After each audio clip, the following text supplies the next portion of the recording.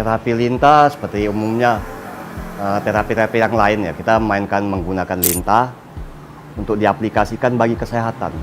Jadi terapi lintah memanfaatkan lintah untuk menghasilkan kesehatan. Di Indonesia terapi lintah baru mulai populer sekitar tahun 2004 ya, itu pun dalam kalangan tertentu. Terapi lintah di Indonesia sampai saat ini berlaku masih sedikit sekali pemahaman yang baik, karena menganggap terapi lintah disamakan dengan terapi lain seperti akupuntur atau yang lainnya. Padahal terapi lintah mempunyai sistem kerja sendiri, yaitu pada sirkulasi darah. Jadi populer terapi lintah baru di akhir 2014-an mulai melonjak terapis-terapis lintah di Indonesia. Sampai saat ini terus berkembang. Jadi, dalam lintah itu mengandung beberapa zat ya, enzim dalam liurnya. Di antaranya sebagai pengencer darah, atau ada juga yang bertindak sebagai analgesik, anti nyeri, anti radang, dan antibiotik dalamnya. Itu kita manfaatkan dalam aliran darah. Kelancaran darah dalam terapi lintah menjamin suplai darah dan nutrisi ke organ-organ yang rusak untuk dibangun kembali. Pergantian sel di organ ini akan ditunjang oleh sirkulasi yang baik. Betul, lintah di Indonesia belum ada izin resmi yang mengakomodasinya.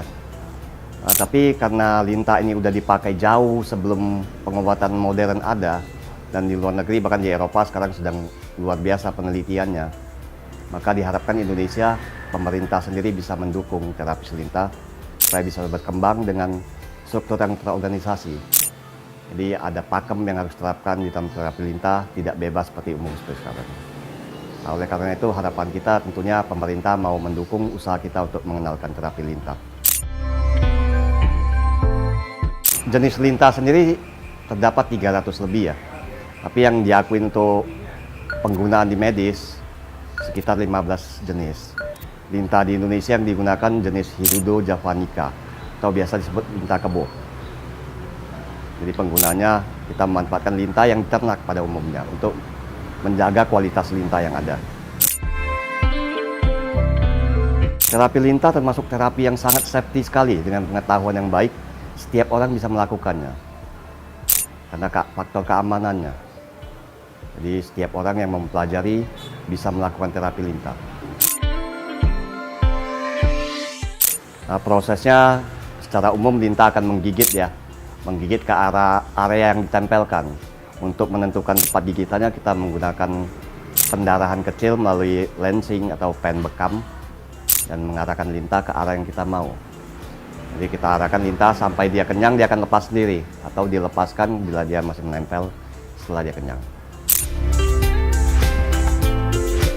Lintah, gigitan lintah disadari bahwa gigitan lintah itu dangkal sekali, antara 0,4 sampai 0,9 mili. Jadi lintah otomatis menggigit dangkal. Nah, pembuluh darah yang di dalam tubuh manusia secara garis umumnya ada 3 jenis ya.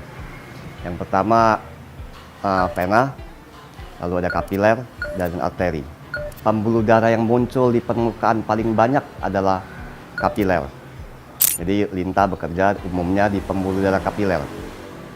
Nah, dengan menggigit di kapiler, maka lintah akan menyalurkan liur.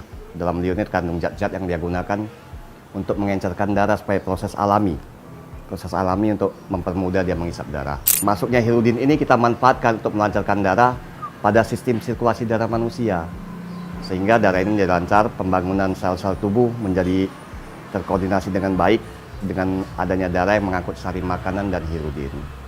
Jadi lintah bekerja pada pembuluh darah kapiler.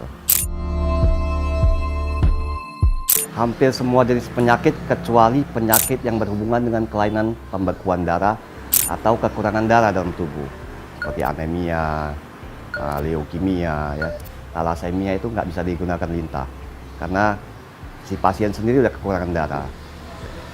Nah, penyakit-penyakit yang seperti masalah penyumbatan pembuluh darah itu merupakan terapi yang sangat baik, sangat efisien dengan lintah. Nah, pada awalnya masyarakat Indonesia menggunakan lintah alam, ya, lintah yang diambil dari rawa. Nah, menyadari hal ini kurang higienis karena kita nggak tahu bahwa lintah ini pernah gigit siapa aja. Nah, saya mulai beternak lintah. Ternak lintah mengambil biangan dari Malaysia, diternak, dikembangbiakan di sini. Nah, jadi semua lintah yang kita pakai lintah ternakan dengan pemberian makan yang teratur, air yang kita benahi dengan baik, kesterilannya lebih terjaga untuk menghindari penularan penyakit yang tidak diinginkan. Dan lintah wajib yang setelah digunakan wajib dimatikan supaya nggak menularkan penyakit. Dari hasil penelitian yang sudah ada, di Amerika diteliti dari lintah alam yang diambil. Setelah dikarantina setahun, dicek di lab, ternyata dalam darah lintah masih mengandung virus hepatitis dan HIV. Ini membuktikan bahwa lintah tidak bisa dikarantina atau memperbaiki diri sendiri setelah tertular virus. Oleh karena itu, saya mengharuskan terapis lintah menggunakan lintah sekali pakai. Setelah sekali pakai, lintah wajib dimatikan. Setelah dimatikan, lintah wajib dibuang pada tempatnya seperti penitipan pada puskesmas atau dibakar. Setelah itu baru kita kubur. Mencegah penularan penyakit yang ada. Efek samping yang signifikan adalah pengeluaran darah yang berlebih ya. Karena cara kerja lintah itu mengencerkan darah sehingga darah akan keluar lebih banyak dan lebih sulit dihentikan. Oleh karena itu terapis harus mempelajari cara menghentikan darah yang baik. Efek samping kedua yang lebih ringan adalah rasa gatal setelah terapi. Itu bisa disolusikan dengan pengolesan seperti minyak zaitun atau minyak-minyak lainnya yang bersifat hangat. Dan ada lagi efek samping yang seperti alergi pada hirudin. Seperti juga orang alergi antibiotik ya, menimbulkan pembengkakan sedikit. Dan itu akan hilang setelah 2 hari. Kalau untuk lintah, terapi lintah karena bersifat mengencerkan darah, tujuan utama kita adalah membangun organ. Dalam membangun organ butuh terapi yang lebih rutin karena prosesnya pergantian sel. Tapi kalau sekedar menghilangkan rasa sakit, seperti bengkak atau nyeri, 1-2 kali terapi akan hilang karena dalam liur lintah mengandung zat analgesik. Jadi tujuannya kita benahin bahwa penyakit harus diselesaikan sampai ke akarnya, bukan hanya menghilangkan sakit.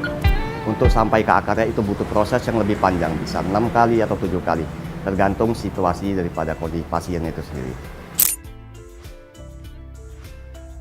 Tubuh manusia itu dikasih sempurna oleh Allah.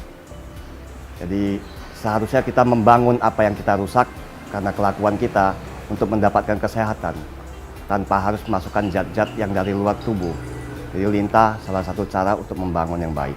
Terapi lintah ini akan bekerja dengan efektif dalam pembuluh darah manusia yang mengantarkan saripati makanan untuk membangun organ.